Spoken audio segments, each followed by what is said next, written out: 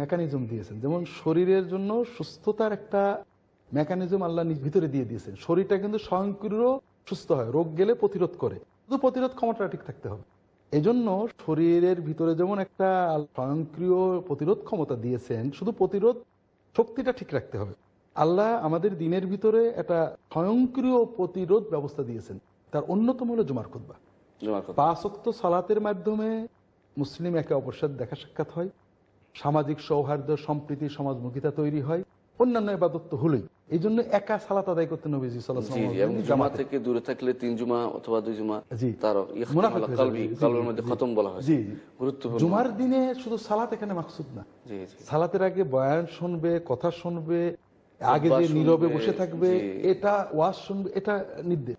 এটা জুমার খুতবা, এটা মুমিনকে সচেতন করার অনেক বড় আল্লাহর ইলাহি রব্বানি বিধান, সুন্নত বিধান। এটাকে অবহেলা করে খুতবায় আমরা কিছু বললাম না, ওয়াজ মাহফিলে বললাম, এটা হলো মায়ের দুধ বন্ধ করে ফিরার খাওয়ানো।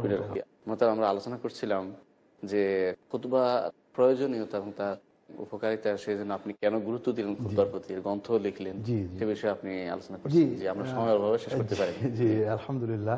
যেটা বলছিলাম আমরা, জুমার খুতবা এটা মুমিনকে সচেতন করার অনেক বড় আল্লাহর ইলাহি রব্বানি বিধান। জি, রাসূলুল্লাহ সাল্লাল্লাহু আলাইহি ওয়াসাল্লাম খুতবাকে ওয়াজ বলেছেন যে তোমরা আগে থেকে এসে ইমামের ওয়াজ শুনবে, যে ওয়াজ শুনবে তার জন্য এত পুরস্কার আছে। এবং এ সময় কথা বলা পর্যন্ত নিষেধ করেছেন, কাউকে চুপ করো বলতে নিষেধ করেছেন সবাই, এবং কাছে যে যেন বসে, দূরে না বসে। এগুলো সব নির্দেশনার উদ্দেশ্য একটাই, যে প্রতি সপ্তাহে সাময়িক প্রসঙ্গগুলো বা সমকালীন প্রসঙ্গগুলো যখন ইমাম সাহেব আলোচনা করবেন, যারা মুসল্লি তাদের ঈমান উজ্জীবিত হবে, তারা একটা সমাধান পাবেন। এবং এইভাবে যদি চলে 5 ওয়াক্ত সালাত জামাতে, জুমার মসজিদে যাওয়া, আগে যেয়ে বসা, আলোচনা শোনা, তাহলে ওই মোমেন কিছু না হলেও ভালো থাকবেন, তার ঈমান এবং নেক আমল উজ্জীবিত থাকবে।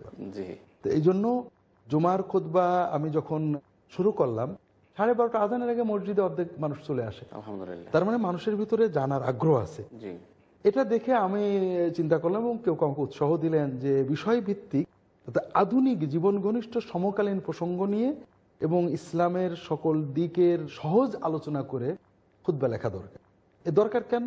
কারণ আমাদের সমাজে মসজিদগুলো সবচেয়ে অবহেলিত। অবহেলিত মানে টাইলস দেওয়া হয়নি তা না, আমাদের দেশের মানুষেরা মসজিদে খুব ভালোবাসে। একেবারে প্রত্যন্ত গ্রামও দেখেন মসজিদের ভিতরে এবং বাইরে টাইলস। অবহেলিত মানে ইমাম সাহেব সবচেয়ে সস্তা রাখতে হবে। টাইলস খরচ করবো লক্ষ লক্ষ টাকার, কিন্তু ইমাম হবে সবচেয়ে সস্তা, সবচেয়ে সস্তা। অনেক সময় বেতন দেয় না। আবার শর্ত আছে, ইমাম সাহেব কোনো কারোর বিরুদ্ধে কিছু বলতে পারবে না। তিনি যদি সুদের বিরুদ্ধে 3 দিন বলেন, তাহলে পরে কমিটির কেউ চিন্তা করে নিশ্চয় আমাকে উদ্দেশ্য করছে।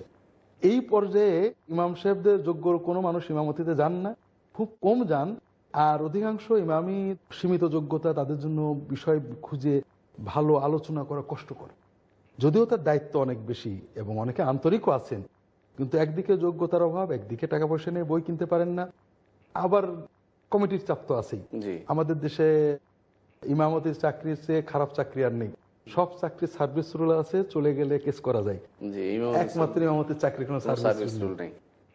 এই পরিস্থিতিতে ইমামদেরকে কিছু সহায়তা করার জন্য আমি খুতবাতুল ইসলাম নামে একটা বই করলাম। এটাতে মোটামুটি আমাদের দিনের মৌলিক বিষয় সহ সমকালীন প্রসঙ্গ, ভালোবাসা দিবস, স্বাধীনতা, মাতৃভাষা, এইডস, বৃষ্টি, আন্তর্জাতিক যতগুলো দিবস আছে, জাতীয় এইসব দিবস প্রসঙ্গ এবং আমাদের দিনের যত বিষয় আছে, এগুলোকে ছোট ছোট খুতবায় ভেঙে আনার চেষ্টা করলাম, যেন যারা বড় আলেম তারা হয়তো এখান থেকে কিছু তথ্য নেবেন, আরো যোগ করবেন, তাদের তো যোগ্যতা আছে, বইপত্র দেখবেন, রেফারেন্স আছে, তারা ফিরে যাবেন।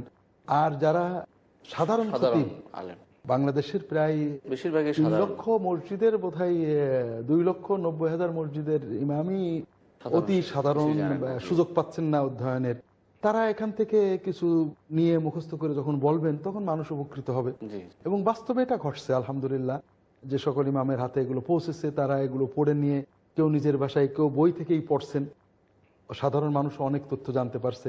এর আরো বই দরকার, খুতবা তো প্রতিনিয়ত চলমান, নতুন নতুন বিষয়ে লেখা দরকার।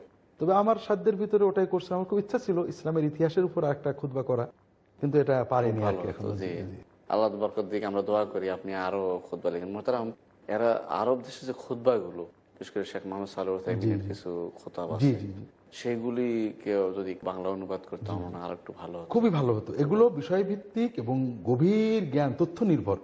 এগুলো যদি বাঙালি গ্রাম খতিবদের কাছে যায়, এমনি সাধারণ পাঠকদের জন্য এর ভিতরে কল্যাণ আছে। আমার এই ছোট বইটাই একজন মহিলা ফোন করেছেন, আপনার খুতবাতুল ইসলাম পড়ছি।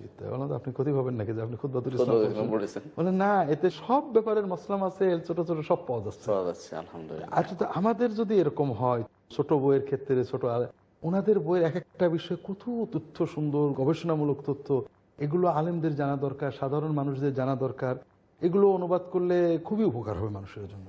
আরেকটা জিনিস আপনি বোধহয় খেয়াল করেছেন, ইতিমধ্যে মক্কা ও মদিনায় যে খুতবাগুলো দেওয়া হয়, ওয়েবসাইটে কিন্তু সেগুলির কিছু কিছু অনুবাদ দেওয়া হচ্ছে বিভিন্নভাবে, এবং এগুলির বেশ উপকারিতা লক্ষ্য করা যাচ্ছে। অনেকেই এটার জন্য আবার স্পন্সর হচ্ছে, আলহামদুলিল্লাহ, খুব ভালো। তো আমার মনে হয় খুতবার একটা বিরাট প্রভাব রয়েছে। এটা তো আল্লাহর দেওয়া নিয়ম, আল্লাহ এটাকে ফরজ করেছেন, খুতবা শুনতে চলে যাও তাড়াতাড়ি। তো এই জন্য আল্লাহ যেটা আমাদের জন্য ব্যবস্থা দিয়েছেন, এর কোনো বিকল্প খুঁজতে যাওয়াই মানে অনেকে বলেন যে ওই খুতবায়ের আলোচনা বা খুতবায়ের ভিতরে মাতৃভাষা এসব দরকার নেই, খুতবাটা আরবি একটু পড়ে ছেড়ে দাও, ওয়াজ মাহফিল তো কতই আছে, ওয়াজের তো কত জায়গায় আছে। এটা কত ভুল কথা। যে লোকগুলো মসজিদে জমায় আছে সবাই ওয়াজে যেতে পারে না, আর এটা নিয়মিত। জি। আর ওয়াজ মাহফিল অনিয়মিত, পড়তে বাধ্য, সে যাবে তার। এবং আমাকে আমাদের জেলা প্রশাসক বলতেন যে এই দুর্নীতির বিরুদ্ধে যাই বলুক স্যার, কোনো তাসির হয় না, কিন্তু অজু করে মসজিদে যেয়ে যখন আপনাদের মুখে একটা কথা শুনি, ওটা বেশ তাসির। জি জি, কারণ মানুষ সচেতন হয়ে গেছে।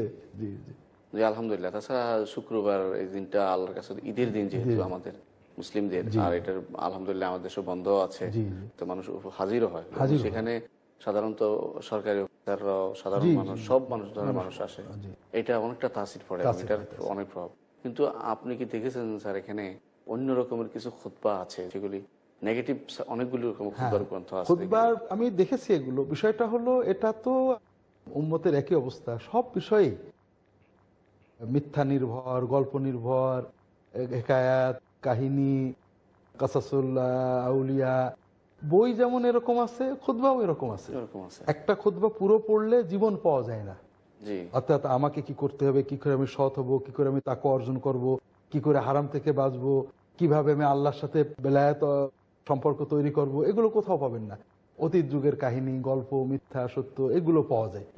এখন বিষয় হলো, তো দুনিয়ার নিয়মিত এটা ভেজাল আছে, ফরমালিন মিশানো মাছ আছে, ভালো মাছ আছে। এখন যদি মানে জনগণ সচেতন না হয়, তো ফরমালিন খেয়ে মরতে হবে। জি জি, ওইটাই আমরা দর্শকদের জন্য আমাদের অনুরোধ, যে যেন খুতবার ব্যাপারটা গুরুত্বের সাথে দেখে। এই সমস্ত 12 চাঁদের খুতবা বা এই জাতীয় অনেক খুতবা আছে যেগুলো কোনো তথ্যসূত্র নেই, মিথ্যা জাল কাহিনী দিয়ে ভরা, অর্থাৎ যেটা মানুষের জীবন গঠন করে না, কিছু সময় সম্মোহিত করে রেখে ঘুম পাড়ায় দেয়, এবং এই জন্য অনেকে ঘুমায়।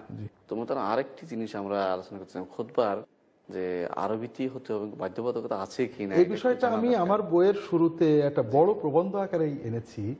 এটা আমি বিস্তারিত আলোচনার মাধ্যমে যেটা আমার কাছে ফুটে উঠেছে, আমি ওটা লিখেছি।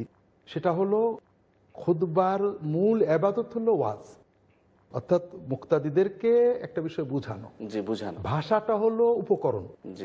এটা নিয়েই আলেমদের ভিতরে কিছু মতভেদ। আমাদের ভারতীয় উপমহাদেশের হানাফি ওলামায়ে কেরাম আরবিটাকে জরুরি বলেছেন, আরবি ছাড়া অন্য ভাষা ব্যবহারকে মাকরু বলেছেন। আবার আবু হানিফার মতো নিজে এবং তার ছাত্ররা এবং অন্যান্য তুরস্কের হানাফিরা, মিশরের হানাফি ওলামায়ে কেরাম, তারা মাতৃভাষার ব্যবহারকে বৈধ বলছেন, বেশি দিয়েছেন। আমরা সামগ্রিকভাবে এটা মূল বিষয় হলো, ইবাদতটা কি, ইবাদতটা কি শব্দ উচ্চারণ করা না বিষয়। এখানে যদি শব্দ যদি ইবাদত হতো, তাহলে সাহাবায়ে কেরাম রাসূলুল্লাহ সাল্লাল্লাহু আলাইহি ওয়াসাল্লামের সুন্নাত শব্দের বাইরে খুতবা দিতেন না। এই জন্য আমরা খুব ভালোভাবে দেখছি, সাহাবায়ে কেরাম সালাতের দোয়া, আজকার, জিকির, সব সালাতের বাইরের দোয়া, আজকার, জিকিরের শব্দের পরিবর্তন করেননি, হুবহু ওগুলো এনেছেন, কিন্তু খুতবাগুলো কিন্তু হুবহু আনেননি, তারা নিজের ভাষায় খুতবা দিতেন। অর্থাৎ এখানে ভাষা, শব্দ, বাক্য ইবাদত না, ইবাদত হলে মানুষকে বোঝাতে হবে।